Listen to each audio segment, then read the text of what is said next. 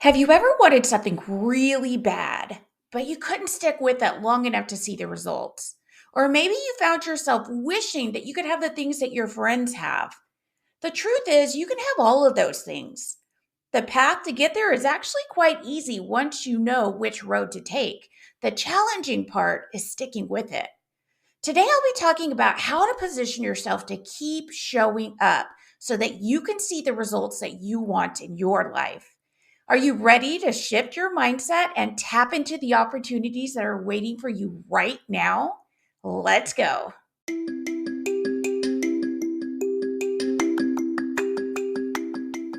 Welcome to the Creating Clarity podcast, where we talk about clearing the fog, shifting our focus, and uncovering opportunities that are hidden right in front of us. I'm your host, Dr. Liz Aguirre. Before I begin, I must emphasize that this work is separate from my professional medical work and does not represent medical advice or opinions of any specific organization. When the going gets tough, the tendency is to just give up. Giving up is the easiest route, but then that also means that you'll stay exactly where you are and you won't be getting ahead anytime soon. I had an aha moment this morning when I was out for a run. As I was huffing and puffing, I started asking myself, why?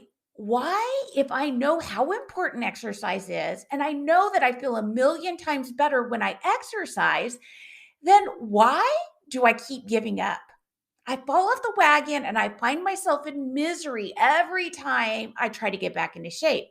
I came home and I immediately wrote down my thoughts and I'm sharing them with you today. My piece of paper was titled Keep Showing Up. Now, the interesting thing is, you guys know I love sticky notes, and I already have this written in my wall, but I didn't have the follow up thoughts that were going to help me to keep showing up. So, here's what came to me when I was running. Number one, you have to know why you want to do something. The only way you're going to keep showing up when the going gets tough is for you to have a compelling reason that's pulling you forward.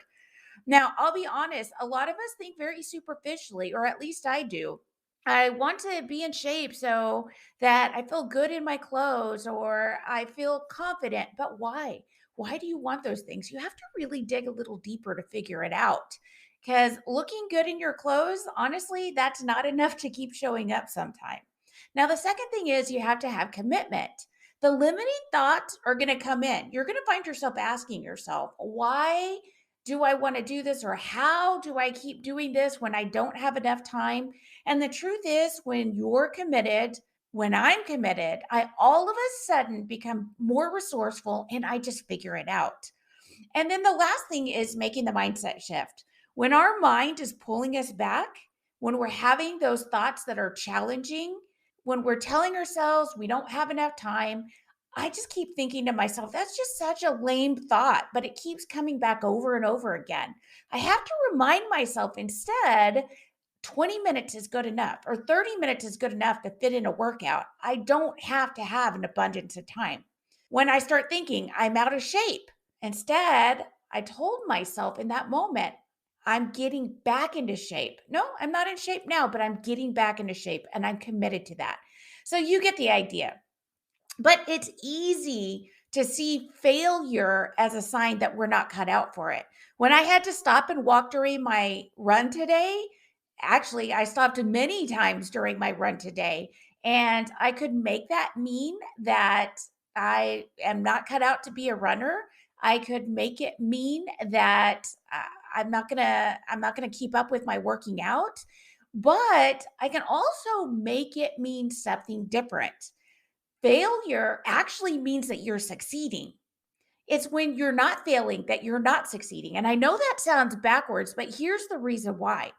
It's when you're playing it safe and you're not putting yourself out there that you're not failing. That means you're not taking action and you're staying exactly where you are. That means you're never going to get ahead. You're never going to reach your goals because you're not putting yourself out there. Only when you put yourself out there do you actually fail. And only through failing will you actually improve and get better and ultimately succeed.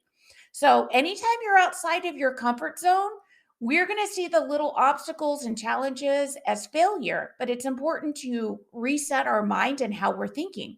So I was thinking about this because my girls played basketball for the first time this year, and I was their coach. And I kept telling them, look, I know it's frustrating. You're not going to be good at the very beginning. You have to keep showing up. You have to practice. You have to put in the work. You can't expect to be good on day one. And even though I preach that to my children, for me, it's just easier to give up. And sometimes I do. In those times, the best thing to do is just to figure out the next one step and commit to showing up for that. Tony Robbins always says that we overestimate what we can do in 1 year and we underestimate what we could do in 5 years. And this is so true. I've seen it firsthand. We have to just realize that it takes patience and being patient with the results. Just like basketball, we can't expect to have it all right off the bat. Now, recently I read a book called The Compound Effect by Darren Hardy. In this book, he makes a point that the tiny actions we take every day create a compound effect. It's like pumping a well. At first, it's you have to keep pumping really hard for it to start, for water to start coming out. But after we gain that momentum, then the water just starts flowing and it's not so hard. So I thought about that this morning when I was working out. Yes, it's hard right now because I'm out of shape and I've been out of my workout routine, but I just need to keep showing up and then it's going to get easier. Every subsequent time we encounter that challenge, we get better and better and more equipped to handle it. I was also thinking about this when I started college because I didn't know what I was doing. I had to pivot 100 times, but I was committed to showing up. And why? I had a deep reason why I never wanted to live in poverty again. So I was committed to showing up. And my why is I didn't ever want to live in poverty again. And so then it became just working on my mind and figuring out the next one step. So, how do successful people do it? They learn from the best and they leverage their networks. They don't have it all figured out themselves. They have friends and coaches and mentors. And this team approach is so important because your mind is going to come up with a million limiting beliefs and why you can't do it. I actually thought about also, I can't remember where I heard it, but it was, I believe she said, it was a story about a girl who I believe set a record, the Guinness Book of World Records for, I don't know, longest swim in the ocean or something like that. And the point that was made was her name was in the Guinness Book of World Records, but it took a team of people to help her. She had someone monitoring her heart rate, somebody monitoring her nutrition, somebody monitoring her exercise plan, somebody monitoring her recovery plan and injury plan. And all these people went into her achieving this result, but her name was the only one that showed up. So, anytime you think about the success and the success you want to achieve, realize that maybe it's okay to ask for help. We don't have to do it all by yourself. For me personally, I learned about coaching in the last year and it has been life changing for me. The coaches really helped to challenge my limiting beliefs that I didn't even know were there. Now, the tough part was I was resistant to it at the beginning. I didn't like the idea of this person telling me that these obstacles and challenges were in my head. But then when I got it, I got it. And I realized it's my own way of thinking that is preventing me from really excelling and is preventing me from accomplishing my goals. It's that fear of failing that was holding me back. So, anyway, the important lesson about showing up is that when you encounter failure, you can make it mean that you're growing, evolving, improving, and getting closer to your goal every day. Or you can make it mean that you're not good enough and give up. You get to pick. Can you see that your mind really dictates if you succeed or not? It's important to be open to objective feedback from others who can see what you are not seeing. And it's okay to ask for help. Again, most successful people leverage those relationships and they don't try to do it all on their own. So, going back to the basketball analogy I used, you can learn to play basketball on your own. You can YouTube and watch videos and figure it out, or you can expedite your success by getting a coach to teach you how to take the next steps. The last thing I'll say is that we should expect fear. Know that it will show up. That is a normal part of trying to achieve something new. We'll ask ourselves, what if it looks like I don't know what I'm talking about? Or what if I fail? Guess what? When I went to medical school, I, for the very first time, failed a course my very first year of medical school. I can't remember if it was chemistry or biochemistry, one of those, but I had to go to Alabama for the summer and retake that course. And guess what? That made me even more fearful. The fear will come, especially when you have failure. But just remember that failure means that you're moving closer to your goal.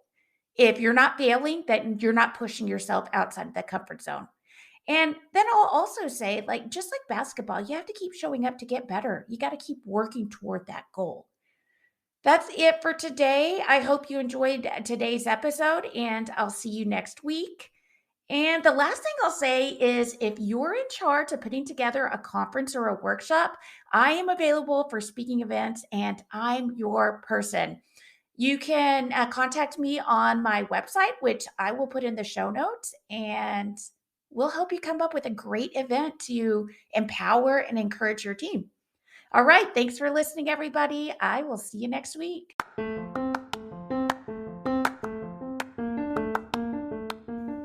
Thanks for listening. Make sure you hit subscribe so that you won't miss the next episode. And if you like this episode, please share it with a friend and give me a 5-star review so that I can reach more people. I'll see you next week.